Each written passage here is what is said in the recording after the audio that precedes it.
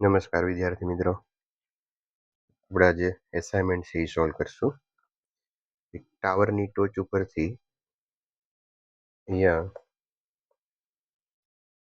ટાવરની ટોચ ઉપરથી કોઈ બોલને પ્રારંભિક 20 મીટર પર સેકન્ડના વેગથી શિરોલંબ દિશામાં નીચે તરફ ફેંકવામાં આવે છે અને જ્યારે એ નીચે પહોંચે છે ત્યારે એનો વેગ જે છે એ 80 મીટર પર સેકન્ડ થાય છે. તો આ ટાવરની ઊંચાઈ છે એ આપણે મેળવવાની છે. તો અહીંયા આપણે અચળ પ્રવેગી ગતિના સમીકરણો ઉપરથી લઈએ તો 2as is equal to v square minus u square.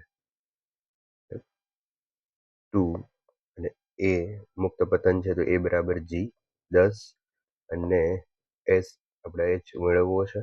અંતિમ વેગ એનો 80 મીટર પર સેકન્ડ આપેલો છે તો એનો વર્ગ કરીએ તો 68,6400 માઇનસ પ્રારંભિક વેગ 20 એટલે એનો 400. તો મિત્રો આનો તમે હિસાબ કરશો, ગણતરી કરશો એટલે 300 મીટર છે એ ટાવરની ઊંચાઈ છે એ આપણને મળશે. બરાબર. નેક્સ્ટ ક્વેશ્ચનમાં છીએ તો એક કણનું સ્થાનાંતર આપણને આપેલું છે અને પ્રવેગ ગોતવાનો કીધો છે. તો મિત્રો સ્થાનાંતર છે અહીંયા સમયના વિધેય તરીકે આપેલું છે. તો વિકલન કરશું આપણે એનું. તો એક્સનું વિકલન કરીએ તો v is equal two 4t plus 1 અને હજી એક વખત વિકલન કરશું એટલે પ્રવેગ મળશે. તો પ્રવેગ ઇઝ ઇક્વલ ટુ 4. તો પ્રવેગ અહીંયા આપણને કોન્સ્ટન્ટ મળે છે. એ ઇઝ ઇક્વલ ટુ 4 એનો આન્સર આવશે. ફરી એક વખત મિત્રો અહીંયા તમને એક્સ એટલે કે સ્થાનનું સમીકરણ આપેલું છે અને પ્રવેગ છે એ મેળવવાનો કીધો છે. તો સ્થાનના સમીકરણ ઉપરથી પ્રવેગ મેળવવો હોય તો 2 વખત વિકલન કરવું પડે અને પછી t બરાબર 1 સેકન્ડ મૂકવાનું છે. તો પહેલી વાર વિકલન કરશું v is equal two 9t square plus 14t અને પ્લસ 14 અને 8નું થઈ જશે 0. હવે હજી એક વખત વિકલન કરશું તો 9 દૂ ને 18t પ્લસ 14 અને t ઇઝ ઇક્વલ ટુ 1 મૂકીએ તો અહીંયા તમે t ઇક્વલ ટુ 1 મૂકશો તો એની વેલ્યુ જે છે એ તમને મળશે 32. બરાબર છે. આગળ જઈએ.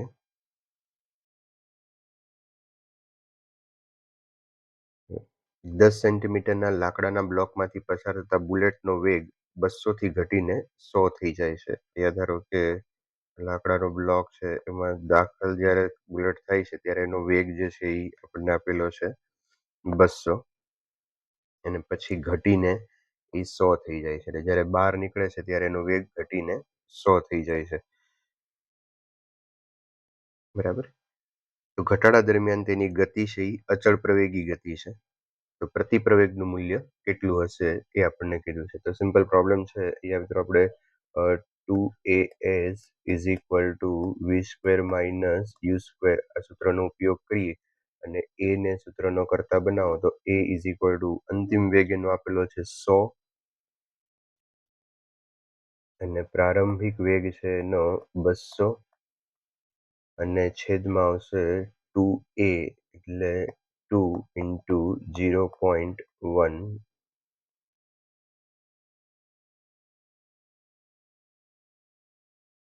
એસ. અહીં અંતર આપણને આપેલું છે 10 સેન્ટીમીટર તો એને મીટરમાં કન્વર્ટ કરશું.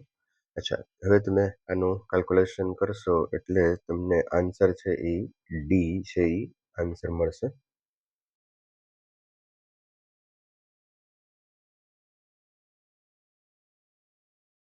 તો નેક્સ્ટ ક્વેશ્ચનમાં છે એ અચળ પ્રવેગ પદાર્થ એ અચળ પ્રવેગ સ્મોલ એ અને પ્રારંભિક વેગ 0 છે અને પદાર્થ બી તે જ સ્થાનથી એની દિશામાં અચળ વેગ યુથી ગતિ કરે છે. જો બંને ટી સમય પછી મળે તો અચ્છા અહીંયા એક જે છે એ અચળ પ્રવેગી ગતિ કરે છે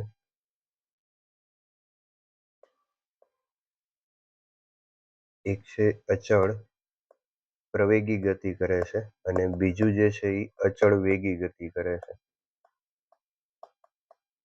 બરાબર. અચ્છા, હવે અચળ પ્રવેગી ગતિ કરે અને અચળ વેગી ગતિ કરે જ્યારે મળે, જ્યારે બંને ભેગા થાય ત્યારે બંનેના જે અંતરો છે એ સરખા થવાના છે. તો s1 is equal two s2 આપણે લખીએ. અચળ પ્રવેગી ગતિ માટે આપણે હાફ એ ટી સ્ક્વેર અંતર જે છે એ કાપશે અને અચળ વેગી માટે એક અંતર કાપશે v ઇન્ટુ ટી. હવે આમાંથી આપણે ટી ને સૂત્ર એક ટી કેન્સલ થઈ જશે અને ટી ને સૂત્રનો કરતા બનાવીએ તો આન્સર આવશે 2v/a.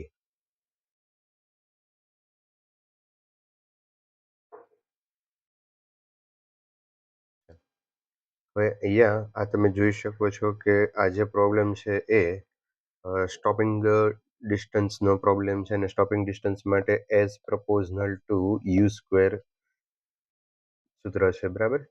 તો અહીંયા હવે જો અહીંયા વેગ છે એ 4 ટાઈમ્સ કરેલો છે, પ્રારંભિક વેગ છે, તો અહીંયા S dash proportional to 4 time U નો સ્ક્વેર. હવે આ બેનો આપણે ગુણોત્તર લઈએ તો S upon S dash is equal to U square upon 16 U square.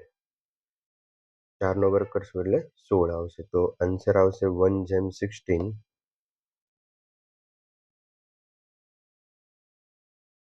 Next છે 50 સેન્ટીમીટર લંબાઈ ધરાવતી બે ટ્રેન આપણને અહીંયા આપેલી છે અને વિરુદ્ધ દિશામાં અહીંયા ટ્રેન જે છે એ વિરુદ્ધ દિશામાં 10 મીટર પર સેકન્ડ અને 15 મીટર પર સેકન્ડના વેગથી ગતિ કરે છે. બંને એકબીજાને ક્રોસ કરે. ક્રોસ કરે એટલે એનો અર્થ એમ છે કે બે ભેગા થશે. તો કેટલો સમય લાગે છે એ આપણને ક્વેશ્ચન પૂછ્યું છે. ઓકે, તો અહીંયા સાપેક્ષ વેગનો આપણે કોન્સેપ્ટ લઈએ તો ટી ઇઝ ઇક્વલ ટુ અંતર જે ટોટલ લેન્થ અંતરના છેદમાં વેગ આપણે કરીએ તો ટોટલ લેન્થ કેટલી આપશે તો 50 પ્લસ 50, કારણ કે અહીંયા બે ટ્રેન આપેલી છે. આ બંને ટ્રેનને ક્રોસ કરવું હોય તો એનું 50 મીટર અંતર, આ પણ 50 મીટર અંતર. આ જ્યારે ક્રોસ કરશે ત્યારે પોતાનું 50 મીટર અંતરનું આ જે અંતર છે એ તો કાપવું જ પડશે, સાથે આને પણ આનું અંતર પણ આપણે એને કાપવું પડશે. તો 50 પ્લસ 50 અને રિલેટિવ જે વેલોસિટી છે એ 10 વત્તા 15, કારણ કે વિરુદ્ધ દિશામાં છે એટલે સરવાળો થશે. તો અહીંયા આને તમે કેલ્ક્યુલેટ કરશો એટલે આન્સર જે છે એ 4 સેકન્ડ છે એ આપણને મળશે. નેક્સ્ટ આપણને કીધું છે એક બલૂન 12 મીટર પર સેકન્ડના વેગથી નીચે તરફ ગતિ કરે છે. તો તેમાંથી પથ્થર મૂકતા 10 સેકન્ડમાં તે કેટલા ખાલી જગ્યા મીટર સ્થાનાંતર છે એ કરશે. તો અહીંયા અચળ પ્રવેગી ગતિના સમીકરણો છે એ આપણે વાપરીએ. ut is equal two s is equal two ut plus half at square. તો s એટલે અહીંયા આપણને જે મેળવવાનું છે પ્રારંભિક વેગ એનો 12 આપેલો છે. જ્યારે બલૂનમાંથી પથ્થર છે એ નીચે પડશે તો જે બલૂનનો વેગ હશે એ જ પથ્થરનો વેગ હશે, એટલે પ્રારંભિક વેગ આપણે 12 લેશું અને સમય છે એ 10 સેકન્ડ આપેલો છે પ્લસ 1/2 અને એની જગ્યાએ આપણે જી 9.8 અને ટી સમય છે એ 10 સેકન્ડ. તો આનું તમે કેલ્ક્યુલેશન કરશો એટલે તમને આન્સર જે છે એ 610 છે એ મળશે. બરાબર.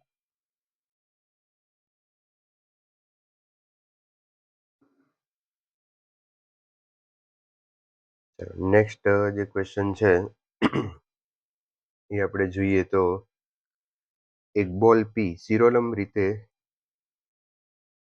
નીચે છોડવામાં આવે છે અને બીજો બોલ ક્યુ સમાન ઊંચાઈથી અને તે જ સમયે સમાન વેગથી સમક્ષિતિજ સાથે ફેંકવામાં આવે છે. જો હવાનો અવરોધ બળને અવગણવામાં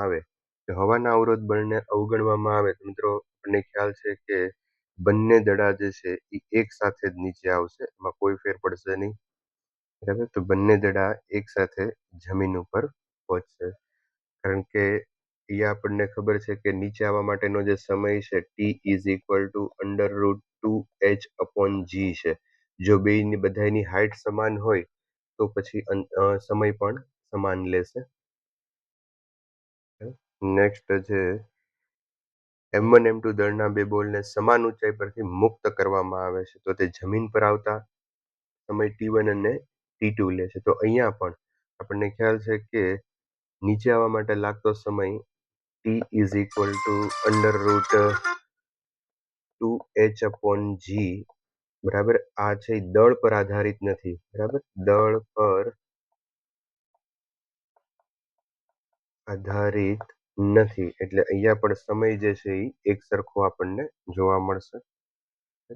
ત્યાર પછી જોઈએ તો એ જ રીતનો છે કે કોઈ પદાર્થને બિંદુએથી પદાર્થને ઉપર તરફ ફેંકતા તે જ બિંદુએ પાછો પહોંચે ત્યારે એનો વેગ કેટલો હશે? તો જે વેગથી આપણે પદાર્થને ઉપર ફેંક્યો છે એ જ વેગથી પદાર્થ છે એ નીચે પાછો આવશે. તો v ઇઝ ઇક્વલ ટુ અહીંયા u થશે.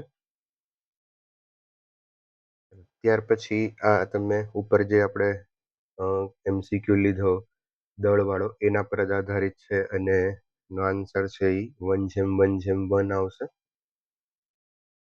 ત્યાર પછી 13 જે ક્વેશ્ચન છે એમાં 15 મીટર પર સેકન્ડના વેગથી ઉપર તરફ ફેંકતા કેટલી ઊંચાઈ સુધી આ બોલ છે એ પહોંચે? તો સિમ્પલ સૂત્ર છે h is equal two u²/2g બરાબર. તો u પ્રારંભિક વેગ આપણને આપેલો છે 15નો વર્ગ કરશું અને 2 g 10 બરાબર. ચલો અને તમે કેલ્ક્યુલેટ કરશો એટલે આન્સર જે છે એ 11.25 છે એ આપણને મળશે.